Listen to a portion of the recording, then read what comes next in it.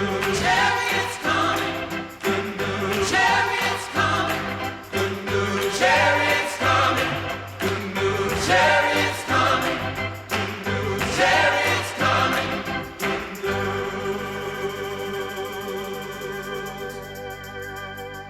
Is the importance of God's blood? దేవుని యొక్క రక్తములో మనకున్నటువంటి అమూల్యత ఏమిటి, ప్రాముఖ్యత ఏమిటి?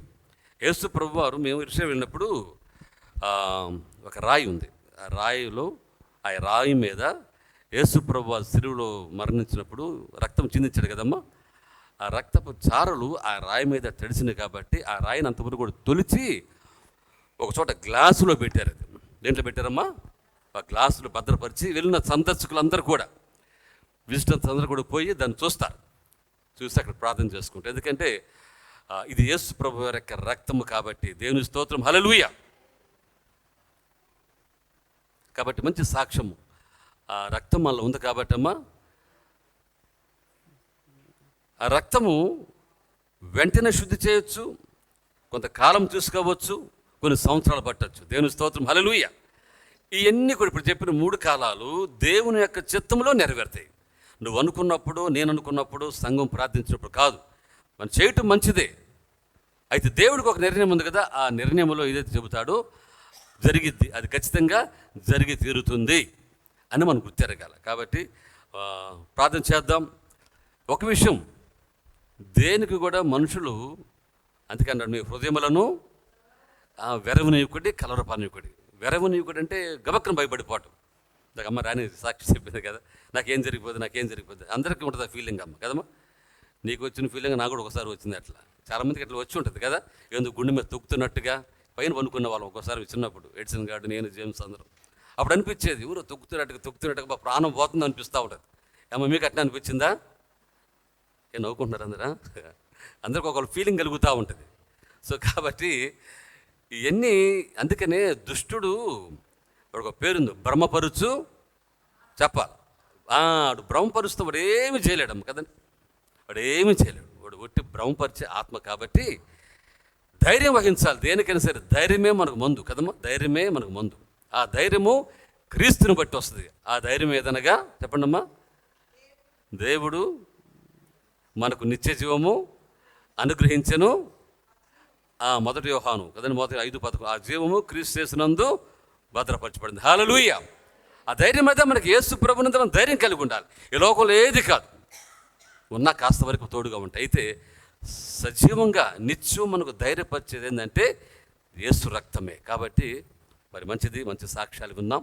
కాబట్టి ఆ ధైర్యంతో ముందుకు సాగిపోతాం. సంఘము మనందరం కూడా అదే ధైర్యంతో ముందుకు సాగిపోవాలి. యేసు రక్తము ఒక్కటే మన జీవితాలకు గమ్యం కదమ్మా. కాబట్టి చూడు, మొదటగా మాట చదువుకుందాం. ఈరోజు యొక్క వాక్యం యొక్క ప్రాముఖ్యత ఏంటంటే యేసు రక్తం యొక్క ప్రాముఖ్యత అనే విషయాలు కొన్ని చదువుకుందాం. చాలా ఉన్నాయి కానీ కొన్ని మనం చదువుకుందాం. చూడండి, 1 పేతురు తీనమ్మ 1వ అధ్యాయము 1:19 చదువుకుంటే దయచేసి చదవండి. అమూల్యమైన రక్తము చేత నిర్దోషమును నిష్కలంకమునగు గొర్రెపిల్ల వంటి క్రీస్తు రక్తము చేత విమోచింపబడితిరని మీరెరుగుదురు కదా.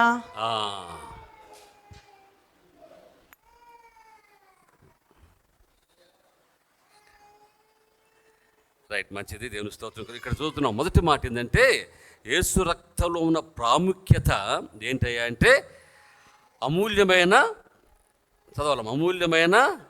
రక్తము చేత. ఇది అమూల్యమైన రక్తము. యేసు యొక్క రక్తం ఎలాంటిదయ్యా అంటే మరి అమూల్యమైనదంటే మీకు ఎట్లా చెప్పాలి దీన్ని అంటే వర్ణించలేనిది. అమూల్యము రక్తం. లోకంలో అనేకమైన రక్తాలు ఉంటాయి కదమ్మా. ఎన్ని రకాల గ్రూపులు ఉన్నాయి. A group, B group, C group కదమ్మా. O group, O positive, B positive, అనేక రకాలు ఉన్నాయి కదా. గొడ్ల రక్తం. అందుకనే ఏమంటాడు, మేకల యొక్కయు, గొడ్ల యొక్కయు, గొర్రెల యొక్కయు రక్తము చేత మీరు శుద్ధిపరచబడలేదు. కానీ ఇక్కడ ఏం చెప్పాడంటే అమూల్యమైన రక్తము, అది యేసు ప్రభు యొక్క రక్తము మాత్రమే. గుర్తుపెట్టుకోండి, యేసు యొక్క అమూల్యమైన రక్తము చేత మనమంట విమోచింపబడ్డామంట. ఎందుకని? యేసు ప్రభు రక్తం చిందించబడకపోతే ఎందుకు మనుషులకు విమోచింపబడరు? ఎందుకంటే యేసు ప్రభు రక్తం ఒక్కదానికే ఆ శక్తి ఉంది కాబట్టి. మన బలహీనతలు పోగొట్టేది, మన శరీరంలో దాగున్నటువంటి మరి మాలిన్యమును, మురుకును, లేకపోతే అపరాధములను కదండి. అందుకని మీరు అపరాధం చేతను పాపముల చేతను మీరు చచ్చిన వారే ఉండగా యేసు ప్రభు వారు మనల్ని బ్రతికించాడు. ఎట్లా బ్రతికించాడంటే ఆయన అమూల్యమైన రక్తము చిందించబడింది. లోకం ఇందాక చెప్పి అనేక రక్తాలు చిందపడుతుంటాయి. రోజుకి ఎన్ని రక్తాలు కదా, ఎన్ని రక్తాలు చిందించబడతా ఉంటాయో. అయితే వీటన్నిటికీ శక్తి లేదు, వీటన్నిటికీ బలము లేదు, వీటన్నిటికీ విమోచన చేసే బలము కానీ, శక్తి కానీ, యోగ్యత కానీ, యోగము కానీ దేనికి కూడా లేవు. యేసు ప్రభు రక్తానికి ఒక్కదానికే ఈ శక్తి ఉంది, ఈ బలం ఉంది. అందుకని ఇది అమూల్యమైన రక్తం చేత మనందరం కూడా విమోచింపబడ్డాం. కాబట్టి మనం గుర్తుపెట్టుకోవాలా, మనకున్న రోగాలను బట్టో, మనకున్న వ్యాధులను బట్టో మన బాధపడటం కాదు. 53వ అధ్యాయం ఉంది కదా యెషయాలో, దాంట్లో అంతా కూడా యేసు ప్రభు యొక్క మరణానికి సాదృశ్యమైనటువంటి ఆ గ్రంథము, ఆ అధ్యాయంలో మనం చూస్తున్న 53వ అధ్యాయం కదండి. దాంట్లో చక్కగా అన్నీ రాయబడి ఉంటుంది. ఆయన రక్త ప్రోక్షణ వల్ల మనకు పాపం నుండి విడుదల కలిగినంట. దేవుని స్తోత్రం కలుగుగాక, హల్లెలూయా. కాబట్టి ఇది అమూల్యమైన రక్తము. యేసు ప్రభు ఒక్కడికే ఆ శక్తి ఉంది, ఆ బలం ఉంది. ఒకసారి ఒక ఆయన, ఒక డాక్టర్ గారు, ఆయన పేరు ఏదో ఉంది, ఎడ్విన్, ఆయన సిలువ కింద ఎక్కడో తవ్వకాలు తవ్వినప్పుడు ఒక రాయికి రక్తము మరకలుంటే తీసుకెళ్ళి ల్యాబ్లో పరీక్ష చేయించాడంట. జరిగిన వాస్తవం ఇది. ల్యాబ్లో పరీక్ష చేపిస్తే దాంట్లో ఇప్పుడు మొత్తం ఎక్స్ క్రోమోజోములు, వై క్రోమోజోములు, ఒక దాంట్లో 24, ఒక దాంట్లో 24 ఉండాలి. అంతేనమ్మా, 46 కదా ఉండాల్సింది మొత్తం. వాళ్ళు పరీక్ష చేస్తున్నప్పుడు 45 కనపడుతున్నాయి అంట. అంతేనా? 44, 46 ఎన్నో ఉండాలి. అది నాకు సరిగ్గా గుర్తురాట్లా. ఇంకా బాగా పరీక్ష చేయించారంట. చేపిస్తే అంటే ఎక్స్ క్రోమోజోలు, వై క్రోమోజోలు, దాంట్లో ఒకటి తక్కువ వస్తున్న సంఖ్య. ఎందుకు తక్కువ వస్తుందని చూస్తే అప్పుడు వాళ్ళు గుర్తిరిగింది ఏందయ్యా అంటే, యేసు ప్రభు వారి యొక్క జననములో పురుష సంయోగం లేకుండా ఏం చెప్పాడమ్మా, ఇది పరిశుద్ధాత్మ వలన కలుగును కాబట్టి అని చెప్పినప్పుడు దాంట్లో మరి ఆ యొక్క పురుషునికి ఉండవలసిన ఆ లక్షణములు, ఆ యొక్క వై సంబంధించిన క్రోమోజోమ్ లేదు దాంట్లో. నీకు అర్థమవుతుందా? ఇది వాస్తవం, నేను చదివేది హిస్టరీలో ఉంది. కాబట్టి ఆ రక్తం ఏందయ్యా అంటే అది ప్రపంచంలో ఎవ్వరికి లేదంట. ఆ రక్తం ఖచ్చితంగా స్త్రీ పురుషుల కలయిక ద్వారా పుట్టే మనుషులకు ఉండేది 46. అయితే దీంట్లో 45 వస్తున్నాయి. ఏంటని పరీక్ష చేసినప్పుడు తెలిసింది ఏంటంటే ఇది ఖచ్చితంగా యేసుక్రీస్తు ప్రభు వారి యొక్క రక్తము మాత్రమే. హల్లెలూయా, హల్లెలూయా. ఇది ప్రపంచమంతా కూడా చాటి చెప్పారు. గమనించండి. వాళ్ళు అనేకమైన ల్యాబ్లో పరీక్ష చేసి చూసినప్పుడు ఒకటి తక్కువగా కనపడుతుంది. ఎందుకంటే అది దేవుని చిత్తము కాబట్టి. క్రీస్తు ప్రియ దేవుని గమనించండి, ఇది అమూల్యమైన రక్తము. యేసు ప్రభు వారు ఈ లోకంలోనికి రక్తమాంసంతో వచ్చాడు కదమ్మా. చూడండి, ఇదేనే వాక్యం గమనిస్తే యోహాను సువార్త 1:13-14 ఏముంది? ఆ వాక్యమే శరీరధారి అయి కృప సత్య సంపూర్ణుడిగా మన మధ్య నివసించెను. ఆ వాక్యమే శరీరం దాల్చుకొని ఆయన వచ్చాడు. అందుకని ఇంకో చోట కూడా మనం చూస్తున్నాం, హెబ్రీ పత్రిక 2:11 కదా. ఆ రక్తం వలన కదండి వారు రక్త మాంసంలో పాలు వగరే కాబట్టి యేసు ప్రభు కూడా అంట రక్త మాంసం గలవాడై కాబట్టి ఆ పిల్లలు రక్త మాంసములు గలవారైనందున ఆ ప్రకారమే మరణము యొక్క బలము గలవాడిని అనగా అపవాదిని మరణము ద్వారా నశింపచేయుటకును జీవిత కాలం అంతయు మరణ భయము చేత దాస్యమునకు లోబడిన వారిని విడిపించుటకును ఆయన కూడా రక్త మాంసములలో పాలువాడాయను. దేవుని స్తోత్రం, హల్లెలూయా. యేసు ప్రభువు వారు రక్త మాంసం ధరించుకొని లోకానికి వచ్చాడు. అది వాస్తవమే. దేనికంటే మరణ భయం చేత ఉన్న వారిని విడిపిస్తానికి దేవుడు లోకానికి వచ్చాడు. నా జీవితాల్లో ఉన్న భయము, మనుషులు దేనికి భయపడతారు చెప్పండి అమ్మా? మరణానికే కదా. ఎంతలావు దిగ్జుడైనా, శూరుడైనా, వీరుడైనా, చక్రవర్తి అయినా సరే మరణానికి భయపడాల్సిందే. అలెగ్జాండర్ ది గ్రేట్ ప్రపంచాన్ని మొత్తాన్ని గడగడలాడించాడు, ప్రపంచాన్ని మొత్తం జయించాడు. అయితే మరణానికి బానిస అయిపోయాడు, మరణానికి లొంగిపోయాడు. ఎవరు కూడా మరణాన్ని జయించే శక్తి లేదు. అయితే ఈ మరణాన్ని జయించే శక్తి యేసు ప్రభువుకి ఒక్కడు మాత్రమే ఉంది. అందుకే ఆయన మరణాన్ని జయించిన దేవుడు. హల్లెలూయా. ఈ మరణం ఎలా వచ్చిందంటే పాపం ద్వారా ఏమొచ్చిందంటే లోకానికి ఒక మనిషి పాపం చేయటం వల్ల మరణం వచ్చింది. ఈ మరణం అందరిలో కూడా సంతాప్తం అయిపోయింది. కాబట్టి మరణాన్ని తీసివేసే శక్తి ఎవరికి లేదు. కానీ యేసు ప్రభు అంట మన మరణ వేదనలైనా తొలగించేస్తాడు. దేవుని స్తోత్రం, హల్లెలూయా. కాబట్టి ఆయన మరణాన్ని ఇంకో చోట ఉంది కదండి, మరణాన్ని అంటే ఆయన మృంగి వేశాడంట. ఈ సాల్ out the death. How great is God. చూడండి, దేవుడు ఎంత గొప్ప దేవుడు, ఎంత శక్తి గల దేవుడు. మనుషులు మరణించిన తర్వాత మళ్ళీ తిరిగి లెగిస్తారండి. దేవుని స్తోత్రం కలుగు, హల్లెలూయా. ఒక రోజంతూ ఉంది, అంత్యదినం ఒకటి ఉంది కదమ్మా. ఆ అంత్యదినం అప్పుడు ఏం జరిగిందంటమ్మా, సమాధులు తెరవబడితే సమాధులు తెరిపిన పరిశుద్ధులు పైకి లెగుస్తారు. వెళ్ళిన వాళ్ళందరూ కూడా దేవుని యొక్క మధ్యాకాశంలో ఆయనతో పాటుగా విందులో పాల్గొంటూ ఉంటారు. That is the greatness of the power of Jesus Christ కదండి. అది దేవుని యొక్క రక్తంలో ఉన్నటువంటి శక్తి. అది అందుకే దీనికి ఏం పేరు అంటే అమూల్యమైన రక్తము. ఇంకెవరికి ఆ పేరు లేదు. ఏ రక్తానికి ఆ పేరు పెట్టారా? అమూల్యమైన రక్తం, అమూల్యమైన రక్తం అని కదమ్మా, లేదు కదా. పేర్లు అయితే పెట్టారు, ఏ పాజిటివ్, బి పాజిటివ్ అమ్మా, ఎన్ని ఉన్నాయి. అయితే యేసు రక్తానికి ఒక్కొక్క పేరు కదమ్మా. ఇది అమూల్యమైన రక్తం. అందుకు చెప్పండి, అమూల్యమైన రక్తము. How great is this. ఎంత బలమైన చూడమ్మా. ఎప్పుడైతే అతను పరిశోధన చేశాడో, పరిశోధన చేసిన తర్వాత ఇది యేసు ప్రభు డిఎన్ఏ అని తెలుసుకున్నాడో కదమ్మా, వెంటనే అతను ఏం చేశాడంటే ఈ సాక్ష్యాన్ని అంట ప్రపంచమంతా చాచేశాడు. హల్లెలూయా. He became a pastor. అది సామాన్య మనుషుడు. అతను ఆయన ఎక్స్రేవేజన్ చేస్తుంటే, పురావాసన చేస్తుంటాడు, మొత్తం కూడా పరిశోధన చేస్తూ ఉంటాడు అనమాట. అయితే ఎప్పుడైతే తెలుసుకున్నాడో అతడు ఏడుస్తా సాక్ష్యం చెప్పాడు. ఎందుకంటే ఒకప్పుడు యేసుని అతను తిరస్కరించాడు.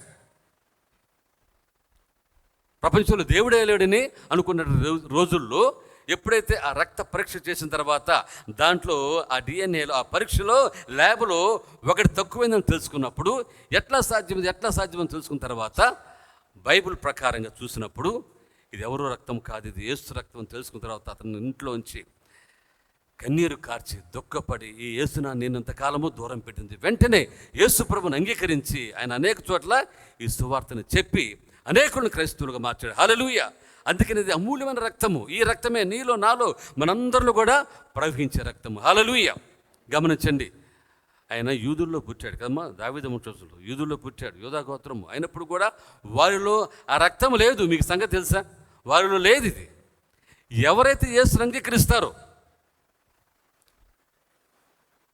పరలోకం అనేది ఒక ఊహ కాదు, గుర్తుపెట్టుకోండమ్మా. పరలోకం చేరటం అనేది ఊహ కాదు, ఇది వాస్తవం. పరలోకము సిద్ధపరిచిన వారికి సిద్ధపరిచినటువంటి ప్రదేశం. హల్లెలూయా. ఈ పరలోకానికి పోవాలంటే ఈ యేసు ప్రభు యొక్క రక్తము, ఈ అమూల్యమైన రక్తం మనలో ఉంటేనే కదండి మన పరలోకం చేరగలం. ఇది లేకపోతే మన జీవితాలు వేస్టే. అందుకని యేసు రక్తములు ప్రతి ఒక్కరూ కూడా కడగబడాలి. అందుకని ప్రతి ఆదివారం మనం బలారాధన ఇచ్చేది కదా. బలారాధన ఎందుకు ఇస్తామంటే ఇది నా రక్తము, ఇది నా శరీరం, ఇది మీరు తీసుకొని తినుడి, మీలో మీరు దీంట్లో జీవం ఉంది, అమూల్యమైన రక్తములో జీవం ఉంది కాబట్టి ఇది మనం తీసుకుని తినమంటాం. క్రీస్తు ప్రేమ దేని బిడ్డలా గమనించండి, ఈ అమూల్యమైన రక్తం మనలో ఉందా? ఉన్న ప్రతి ఒక్కరూ కూడా ఏం చేయాలంటే ఆయన మరణాన్ని ఏం చేయాలమ్మా? ప్రచురణ చేయాలి. ప్రతి దినము కూడా నువ్వు సజీవుడిగా బ్రతికి ఉన్నావంటే కేవలము దేవుని కృపతోనే మనం జీవిస్తూ ఉన్నాము.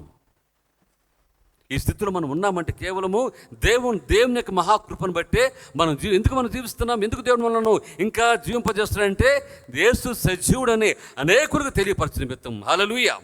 ఈ అమూల్యమైన రక్తంలో నువ్వు కడగబడ్డాడు కాబట్టి. అందుకని భక్తుడు పాట రాశాడు కదమ్మా, ఈ స్థితిలో ఉన్నామంటే, ఇంకా బ్రతికున్నామంటే, ఈ స్థితిలో ఉన్నామంటే, ఇంకా బ్రతికున్నామంటే, నీ కృపా, నీ కృపా, నీ కృపా, ఇది నీ కృపా, నీ కృపా.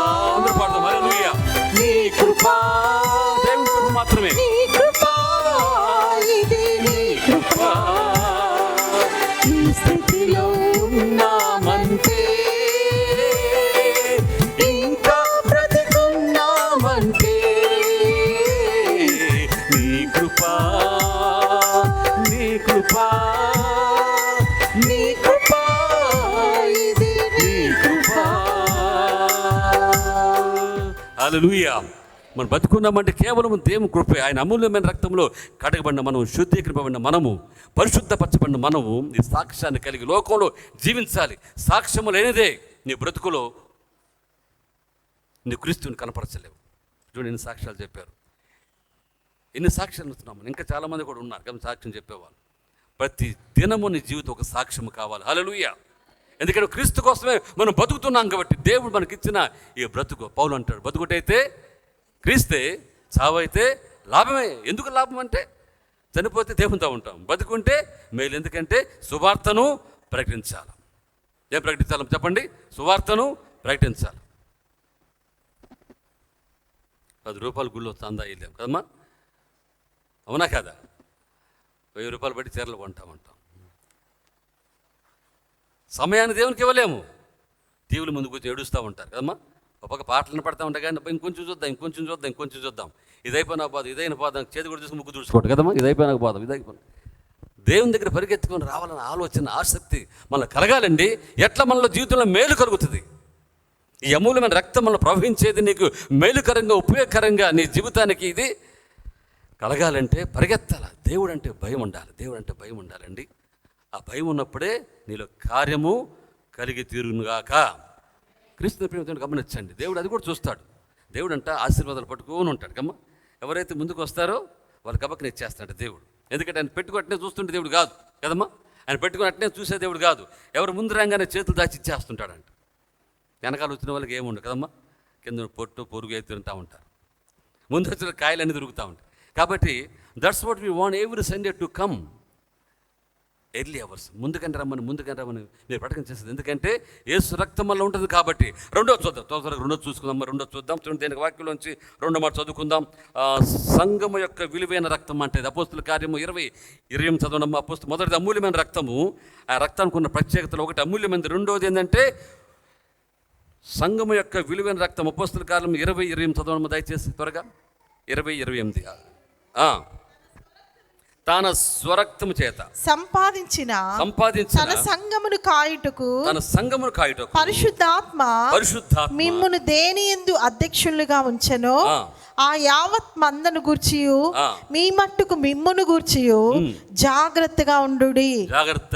నేను వెళ్ళిపోయిన తరువాత. చాలమ్మా, ఇది ఏంటంటే విలువైన సంఘం యొక్క విలువైన రక్తము. ఆయన తన స్వరక్తం ఇచ్చి దేవుడు అంటే సంఘాన్ని అంటే నిన్ను సంపాదించుకున్నాడు దేవుడు. మీకు అర్థమవుతుందా? సంఘం అంటే ఎవరు చెప్పండి అమ్మా? నువ్వు నేనే కదా. క్లీషియా అంటారంటే ఏర్పరచబడిన వారు, పిలువబడిన వారు. అనేకుల్లో మనం పిలువబడిన వారము. ఈ విషయాన్ని గుర్తెరగండి. అందుకని 2:8-9 ఉంది. ఎఫ్ఎస్సి ఏమంటాడమ్మా? మీరు ఎఫ్ఎస్సి 2:8-9 వచనాలు కదా. ఏమంటారు? మీరు విశ్వాసం చేత రక్షింపబడి ఉన్నారు. ఇది మా వలన కలిగేది కాదు, దేవుని వరమే. ఎవరు కూడా అతిశయపడా వీల్లేదు. యేసుప్రభు ఒక్కడే తన స్వరక్తం ఇచ్చిన సంపద నేను పిలిచాడు, నువ్వు కొనుక్కున్నాడు అంటే నేను శుద్ధి చేశాడు. నీ గొప్పతనమే కాదు. ఎందుకంటే మనలో ఏ యోగ్యత లేనివారు మనం తెలుసు. అసలు మనం ఎందుకు కూడా పనికిరాని వారి స్థితిలో మనం ఉన్నాం. అందుకే బైబిల్ అంటే రోమపత్రికలు కదమ్మా. మనం అంతా బొత్తిగా త్రోవ తప్పి పనికి వాళ్ళని, ఒక మాట పనికి మాలిన వాళ్ళు అయిపోయామంట. పనికి మాలిన వాళ్ళం అంటే ఎట్టంటే, ఇప్పుడు స్ట్రా ఉంటుంది కదమ్మా, మజ్జిగో ఏదో తాగుతారు. ఏందమ్మది? కొబ్బరి నీళ్ళు పెరుగు తాగిన తర్వాత స్ట్రాని ఏం చేస్తారు? తీసి దేంట్లో వేస్తారు చెప్పండమ్మా? డస్ట్బిన్. అది మన పరిస్థితి. అందరూ త్రోవ తప్పి ఏకముగా పనికి మాలిన వారైపోయారు. చూసారా? That was our life. అది మన జీవితం. ఒకప్పుడు డస్ట్బిన్గా జీవిస్తున్నాం మనం. ఎందుకంటే we are under the bondage of Satan. ఎందుకంటే సాతాను యొక్క అపవాది యొక్క బంధకాల్లో జీవిస్తున్న స్థితి మంది. నేడు కూడా అనేక మంది ప్రపంచంలో ఇంకా అండర్ ది బైండేజ్ ఆఫ్ సాటన్. ఇంకా చాలామంది కూడా ప్రపంచం అనేక మంది, ఎన్నెన్ని జాతులు ఉన్నాయి, ఎన్నెన్ని కులాలు ఉన్నాయి, మతాలు ఉన్నాయి కదా. అందరూ కూడా ఈ అపవాది బంధకాలు బంధింపబడి ఉన్నారు. ఈ బంధకాల్లోంచి విముక్తి చేయడానికే యేసు ప్రభువు వారు ఆయన విలువైన రక్తము చేత సంఘాన్ని ఆయన కొనుక్కున్నాడు. అది విలువైంది. నీవు నేను ఒకటి అమూల్యమైన వారము. తర్వాత రెండోది ఏంటంటే విలువ పెట్టి కొనబడిన వారు. ఆ విలువ దేవుడు మనకి ఇచ్చాడు. అందుకే కొరింథీ పత్రిక అంటాడు చూడమ్మా, మీరు మీ సొత్తు కాదు, విలువ పెట్టి కొనబడిన వారు. దేవుడు నీకు విలువ పెట్టాడు. మనం అనుకుంటాం కదా మనకు విలువ లేదేమో కదా, మనం ఎందుకు పనికిరావేమో, దేనికి మనము యోగ్యత లేని వాళ్ళం అనుకుంటాం.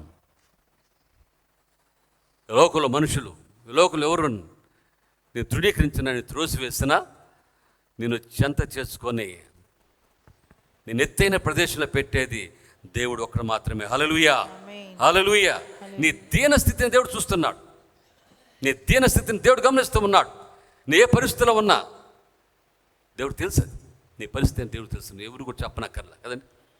నీకు నీ దేవునికి తెలుసు. నీలో జరుగుతున్న పోరాటము, ఆ యుద్ధము దేవునికే తెలుసు. కాబట్టి దేవుని దగ్గర ప్రార్థించండి ఎట్లా సరే. ఎందుకంటే ఆయన రక్తం వల్ల కనెక్షన్ కదా, ఈ కనెక్షన్ కలుపుతూ ఉంటుంది. ఈ కనెక్షన్ కలుపుతూ ఉంటుంది. దేవుని కనెక్షన్ మనకు ఉంది కదండి. మనుషులు కనెక్షన్ కలుపుకుంటుంటారు కదా, అపవాదం కలుపుకుంటారు, దేవునితో కలుపుకుంటారు.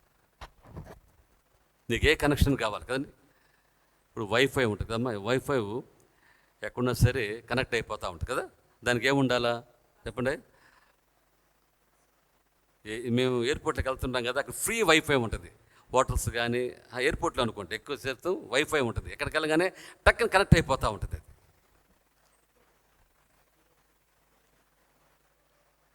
అట్లనే యేసు ప్రభు అనే రక్తం నీలో నిజంగా ప్రవేశిస్తుంది. ఇప్పుడు యావే ఉంది కదమ్మా, యావేకి ఇంగ్లీష్లో స్పెల్లింగ్ చెప్తారా? WYWAH కదా, YWAH యావే అంటారు. ఇప్పుడు మనుషులు దీన్ని పరిశోధన చేసి పరీక్ష చేసి మొత్తాన్ని బయట పెట్టారు. ఈ యావే అనే మాటలో నీవు నేను ఉన్నామంట. హల్లెలూయా. ఈ సంగతి తెలుసా మీకు? ఇది ఇంకోసారి చెబుతాను మీకు, ఇప్పుడు టైం సరిపోతుందమ్మా. యావే అనే మాటలో అంటే యెహోవా అనే మాటలు అంట, ఈ ప్రపంచంలో ఎన్ని కోట్ల మంది మనుషులు ఉన్నారు, ఈ మనుషులందరూ కూడా ఆ మాటకి ముడిపడి కనెక్షన్లు కలిగి జీవిస్తున్నారంట. హల్లెలూయా. ఎందుకంటే ఇప్పుడు మన శరీరంలో కొన్ని కోట్ల నాడులు ఉన్నాయి కదమ్మా, అనేకమైన నాడులు మనలో జీవిస్తూ ఉన్నాయి. ఈ చిత్రము ఎవరు కూడా ఊహించలేదు.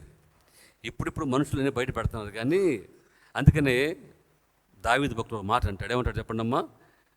నన్ను నిర్మించిన రీతి నీకు తెలిసే ఉంది.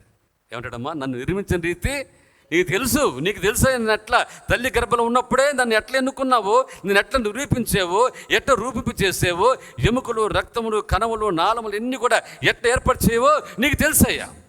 ఇప్పుడు మనుషులు అబ్బా మేము కనుక్కున్నాం. ఎప్పుడమ్మా?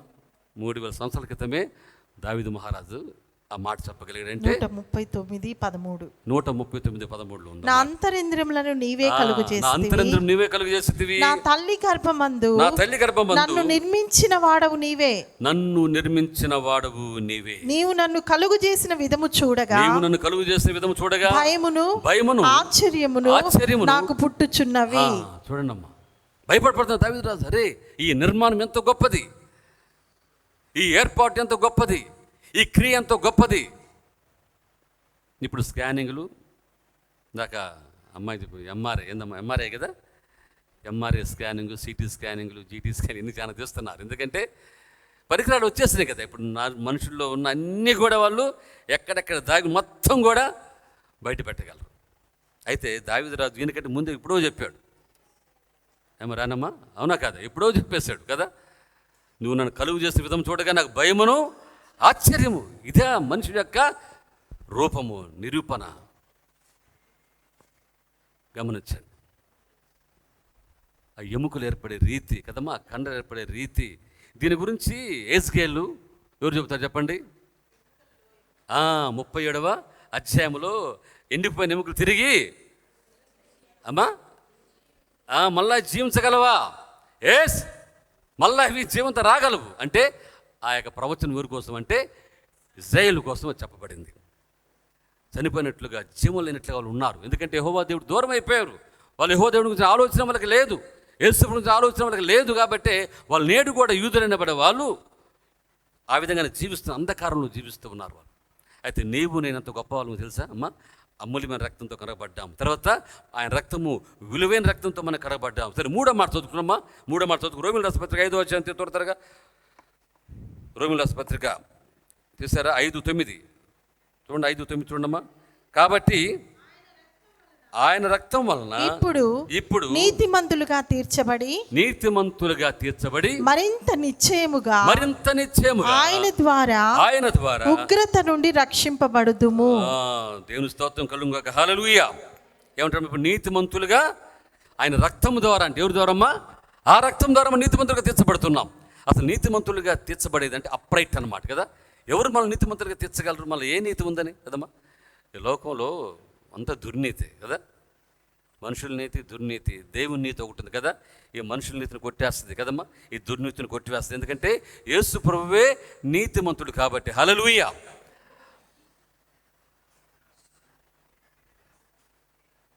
యేసు ప్రభువే మన నీతిమంతులుగా తీర్చేది లోకంలో.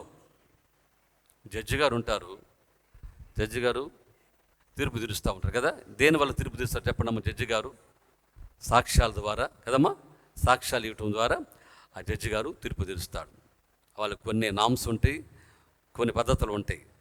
సెక్షన్ ప్రకారంగా ఈ యొక్క నేరారోపణ రుజువైతే అటుపక్కన ఉన్నటువంటి లాయర్ గారు దాన్ని రుజువు చేస్తే అప్పుడు ఆ తీర్పును నిర్ధారణ చేసి శిక్ష వేస్తాడు. That is the final judgement కదా. అదే ఇంక జడ్జిమెంట్ అయిపోయింది. ఆయన చూడలేదు, ఆయన వినలేదు, ఇతరులు చెప్పే మాటలను బట్టి, అటుపక్కుండే న్యాయవాది చెప్పే మాటలను బట్టి విని తీర్పు తీరుస్తాడు. పోనీ జడ్జి గారిని పోయి చూశాడా?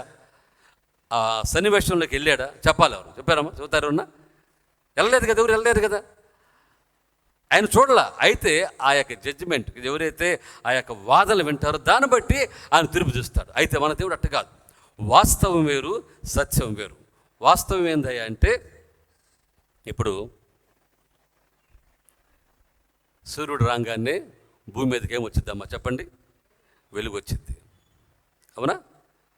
అది వాస్తవం అంటే మనం అనుకుంటున్నది.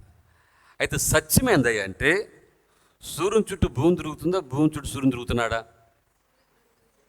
అమ్మా సైంటిస్టులు చెప్పాలి ఇక్కడ.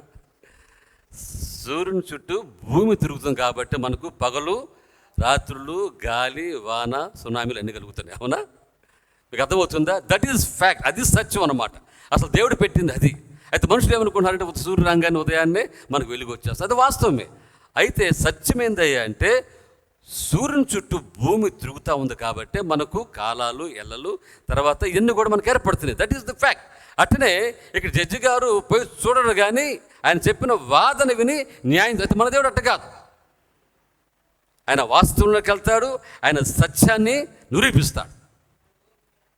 మీకు అర్థమవుతుందా? అందుకనే గవర్నర్ పిలాతు ఏమడిగాడు చెప్పండి అమ్మ? సత్యమనగా, ఎన్ని మాటలు గుర్తుపెట్టుకోవాలా? సత్యమనగానే వాట్ ఈస్ ట్రూత్? అప్పుడు యేసు ప్రభు ఏమన్నాడు చెప్పండి అమ్మ? సత్యమనగా నేనే అని. దేవుని స్తోత్రం, హల్లెలూయా. నేనే అని చెప్పిన మాటలు బైబిల్లో అనేక మాటలు ఉన్నాయి కదా. నేనే ద్వారమును కదా, నేనే జీవం, నేనే సత్యమును, ఇంకా చాలా మాటలు. నేనే జీవాహారాన్ని అంటాడు. నేను ఇచ్చి నీళ్ళు తాగువాడు ఎన్నడూ కూడా దప్పికోండి. యేసు చెప్తుండే మాటలన్నీ కూడా నేనే నేనే నేనే. ఆ విధంగా చెప్పిన వాడి లోకలు ఎవరు కూడా లేడు. ఎవరు చెప్పారా? నేనే మార్గం, సత్యం, జీవనం చెప్పలేదు. యేసు చెప్పారు. ఎందుకంటే ఆయన సత్యం కాబట్టి ఆయన రక్తములను నీతిమంతులుగా తీరుస్తుందంట. చూడండి, మరెక్కువగా ఉగ్రత నుండి మనలను తప్పించేస్తుంది. మనందరం కూడా పాపం వలన ఉగ్రతకు లోనైపోయాం. పాపం చేయటం వల్ల కదమ్మా మనందరూ కూడా ఉగ్రత మన మీదకి వచ్చేస్తుంది. అందుకని మనం మరణములో నుండి జీవంలోనికి దాటి వెళ్ళిపోయాం. మనం ఏం చేయలేదు. అది యేసు ప్రభువే దీన్ని చేశాడు కదమ్మా. యేసు ప్రభువే చేసాడు ఈ పని. మనందరూ కూడా మరణంలో నుండి మనందరూ చనిపోయి మరణంలోకి వెళ్ళిపోయే స్థితి మనందరూ కూడా. అయితే యేసు ప్రభు యొక్క రక్తము ద్వారా ఆయన మన పాపమును క్షమించి సమస్త దుర్నీతుడిని మనలను పవిత్రులుగా చేశాడు. కాబట్టి నీతిమంతులుగా చేస్తాడు దేవుడు ఆయన రక్తం ద్వారానే. కాబట్టి ఈ రక్తము మనలో ఉంది కాబట్టి మనం ఏం చేయాలంటే పాపమునకు దూరంగా ఉండాలి. ఇలా లేని నాడు మన జీవితంలో నీ గోల్ మర్చిపోతావు కదమ్మా, నీ గమ్యాన్ని మర్చిపోతావు, నీ గురిని మర్చిపోతావు. కాబట్టి ప్రతి ఒక్కరూ కూడా అర్థం చేసుకోవాల్సింది ఏంటంటే, మనలో యేసు యొక్క అమూల్యమైన రక్తం ఉంది, విమోచింపబడిన రక్తం ఉంది, తర్వాత మనలో నీతిమంతులుగా చేసే రక్తం ఆయనకే ఉంది. చూడండి 3:11 చదవండి. రోమిల రాసిన పత్రిక అదే 3:11 చదవండి. రోమిల రాసిన పత్రిక 3:11 కూడా మంచి మాట ఒకటి ఉందా? ఒక్కడు లేడు. ఎక్కడ కూడా లేడమ్మా కదా, నీతిమంతులు లేడు, ఒక్కడు కూడా లేడు. యేసు యొక్క రక్తం వలనే నీతిమంతులుగా మనం చేయబడుతున్నాం. ఆయన రక్తం ద్వారానే మనకు విమోచన కలుగుతుంది. చూడండి, ఇంక నాలుగో మాట చదువుకుందాం. నీ చదువుకొని మనకు తీసుకుందాం. చూడండి, 4వ మాట చదవండి. హెబ్రీ 13:12 చదవండి. హెబ్రీ 13:12, 1 యోహాను 1:9 చదవండి. 9-10. కావున యేసు కూడా తన స్వరక్తము చేత ప్రజలను పరిశుద్ధపరచుటకై గవిని వెలుపట శ్రమ పొందెను. 13:12 చదివింది. పరిశుద్ధ పరిచయ రక్తము. దేవుని స్తోత్రం, హల్లెలూయా. అందరూ చెప్పండి, పరిశుద్ధ పరిచయ రక్తము. మనల్ని పరిశుద్ధపరిచేది, to make us holy, to make us clean, to make us pure. పరిశుద్ధపరిచే రక్తము యేసు రక్తం ఒకటి మాత్రమే. ప్రతి ఘోర పాపమును కడుగును మన యేసయ్యా రక్తము. ప్రతి ఘోర పాపమును కడుగును మన యేసయ్యా రక్తము. మన శిక్షను తొలగించెను, సంహారమునే తప్పించెను. మన శిక్షను తొలగించెను, సంహారమునే తప్పించెను. యేసు రక్తము, రక్తము, రక్తము. ఆమేన్. యేసు రక్తము, రక్తము, రక్తము. అమూల్యమైన రక్తము, నిష్కలంకమైన రక్తము. అమూల్యమైన రక్తము, నిష్కలంకమైన రక్తము. యేసు రక్తము, రక్తము, రక్తము. యేసు రక్తము, రక్తము, రక్తము. హల్లెలూయా, హల్లెలూయా. ప్రతి ఘోర పాపములను ఏం చేస్తుందమ్మా? కడిగింది. యేసు రక్తం మాత్రమే ఆ శక్తి ఉంది. కాబట్టి మనం చదువుకున్న మాటలో ఇదేంటమ్మా? చూడండి, 4వది ఏం చదువుకున్నాం మనం? చదవండి. అమూల్యమైనది ఒకటి, తర్వాత విలువైనది ఒకటి, నీతిమంతులుగా చేసి, తర్వాత పరిశుద్ధపరిచేది. ఇది పరిశుద్ధపరిచే రక్తము. ఇది ఎవరి వల్ల కాదు, యేసు ప్రభు ఒక్కడే మనం పరిశుద్ధపరిచేది. ఎందుకంటే మన దేవుడు పరిశుద్ధుడు కాబట్టి. ఎవరు మన దేవుడు చెప్పండి, దేవుడు పరిశుద్ధుడు. ఆయన ఇంకెవ్వరికి కూడా ఈ పరిశుద్ధత లేదు. ఈ లోకంలో దేవుళ్ళు దేవత అనబడేవారు ఉండను. మనకు దేవుడు ఒక్కడే, ఆయనే తండ్రి, ఆయనే విమోచకుడు అంటాడు పౌలు గారు. కాబట్టి ఆయన ఒక్కడికే మనల్ని పరిశుద్ధపరిచే శక్తి ఉంది. మన పాపమును తీసివేసే శక్తి ఉంది, మన రోగమును తీసివేసే శక్తి ఉంది, నీ వ్యాధులను బాధలను తీసివేసే శక్తి యేసు రక్తంకి ఒక్కడి మాత్రమే ఉన్నది. పరిశుద్ధపరిచే రక్తం అది. ఈ పరిశుద్ధత మళ్ళీ ఏం చేస్తుందంటే నేరుగా దేవుని యొక్క సింహాసనం నిలబెట్టింది. హల్లెలూయా, హల్లెలూయా. ఏందయ్యా అంటే, ఈయనలో ఈ పరిశుద్ధత ఉంది, ఈయనలో నా రక్తం ఉంది, నాయన నా రక్తం చేత ఆయన కడుగుబడినవాడు. చివరికి ఒక మాట మనం చదువుకొని ముగిచేసుకుంటాం. దీని వాక్య భాగంలో అంటే చివరికి ఒక మాట చదువుకొని చూడమ్మా. ప్రకటన గ్రంథం తీయండి. ప్రకటన గ్రంథము దయచేసి చూసినమ్మా, చదవండి. 7:14 ప్రకటన గ్రంథము 7:14 అందుకు నేను అయ్యా నీకే తెలియననగా అతడు ఇలాగు నాతో చెప్పెను, వీరు మహాశ్రమల నుండి వచ్చిన వారు గొర్రె పిల్ల రక్తములో తమ వస్త్రములను ఉదుక్కొని వాటిని తెలుపు చేసుకొని దేవుని స్తోత్రం కలుగుగాక. హల్లెలూయా. వస్త్రములు ఉతుకొని వాటిని తెల్లగా చేసుకున్నారన్నమాట. ఈ మాట తెల్లని వస్త్రము, యేసు రక్తము తెల్లని వస్త్రం ధరింపజేస్తామని అమ్మా. అవునా? యేసు రక్తం ఏం చేస్తాడు? వీళ్ళు ఏం చేస్తారంటమ్మా? గొర్రెపిల్ల రక్తములో. గొర్రెపిల్ల అంటే ఎవరు ఇక్కడ అమ్మా? మనకు మార్కెట్లో దొరికాయా? కాదు కదా. ఈ గొర్రెపిల్ల వేరు. ఈ గొర్రెపిల్ల యేసు ప్రభువారు. చాలామంది క్రైస్తవుల్ని వినాలి బాగా, వీళ్ళు గొర్రెలరా అంటా ఉన్నారు కదమ్మా. నిజమే, మన గొర్రెలమే కదమ్మా. ఎందుకంటే యేసు ప్రభువే మన కోసం గొర్రెగా ఈ లోకానికి వచ్చాడు. హల్లెలూయా. గొర్రె పిల్లగా ఆయన ఈ లోకములో క్రియలను కనపరిచాడు, సాధువుగా తన రక్తాన్ని చిందించాడు. మరి మిగతా వాళ్ళందరూ మన గొర్రె పిల్లలమైతే వాళ్ళు బర్రె పిల్లలు, అంతేనమ్మా. దానివల్ల ఏమి కలిగేది లేదు. చూడండి, దేనికన్నా ఇవ్వటానికి, బలి అర్పించడానికి ఏం కోరుకుంటారు చెప్పండి? గొర్రెపిల్ల కదా. శాంతి కలిగి చేయటానికి కానీ లేదా ఇంకేదైనా కలిగి చేయటానికి గొర్రెపిల్లని కోరుకుంటారు. అందుకే యేసు ప్రభువు వారు ఆయన గొర్రెపిల్లగా ఈ లోకానికి వచ్చి తన ప్రాణాన్ని ఆయన పెట్టేశాడు. ఈ గొర్రెపిల్లలందరూ కూడా ఒకానొక దినమందు ఎక్కడుంటారంటే దేవుని యొక్క ధవల సింహాసనం ఎదుట నిలబడబోతున్నాం. హల్లెలూయా, హల్లెలూయా. ఇక్కడ రాయబడింది, వీళ్ళందరంట గొర్రెపిల్ల రక్తములో తమ వస్త్రములను తెల్లగా, ఎట్టంటమ్మా తెల్లగా, కంసాలి వాడి యొక్క కాంతి కంటేను, తర్వాత చాకలి వాని కంటే కదా, సబ్బు కంటే తెలుపుగా మనం ఉండబోతున్నాం. హల్లెలూయా. ఎవరు కూడా అంత తెల్లగా కదండి, అంత మెరుపుగా ఎవరు కూడా చేయలేరు. అది కేవలము యేసు ప్రభు యొక్క రక్తం వల్లనే అది కలుగుతుంది. దేవుడు మనల్ని ఆ విధంగా ఏర్పాటు చేసుకోవాలి. కాబట్టి ఆఖరిగా మనం తెల్లని వస్త్రము ధరించిన వారమై, అది దేనికి ఉందంటే గొర్రెపిల్ల రక్తానికి, అంటే యేసు ప్రభు రక్తానికి మాత్రమే నిన్ను తెలుపు చేసి, అంటే దానికి గుర్తు ఏంటంటే మహిమ అనమాట. అందుకే చెప్పండి, మహిమ గలవానిగా దేవుడు నిన్ను ఆయన ఎదుట నిలబెట్టబోతున్నాడు. ఆ రక్తం మనలో ఉంది కాబట్టి మరి నువ్వు దాన్ని ఎక్స్పీరియన్స్ అవుతున్నావా? Are you partaking in this? దీంట్లో నువ్వు పాలుభక్షులు అవుతున్నావా? యేసు రక్తం వల్ల ఉందని నమ్ముతున్నావా? యేసు రక్తం వల్ల ఉన్నట్లయితే నువ్వు అమూల్యమైన వాడు, అమూల్యమైన దానం కదండి. నువ్వు విమోచింపబడిన వాడు, నువ్వు నీతిమంతులుగా చేర్చబడిన వాడు, నువ్వు పరిశుద్ధపరచబడిన వాడు. ఆఖరిగా తెల్లని వస్త్రములు ధరించుకొని దేవుని యొక్క సింహాసనం ఎదుట నిలబడబోతున్నావు. హల్లెలూయా. This is the greatness of the blood of Jesus. యేసు ప్రభు యొక్క రక్తానికి ఉన్న ప్రత్యేకతలు ఇంకా చాలా ఉన్నవి. కాబట్టి క్రీస్తు ప్రియమైన దేవుని బిడ్డలారా, ఈ రక్తాన్ని కాదు అనుకోండి కదండి.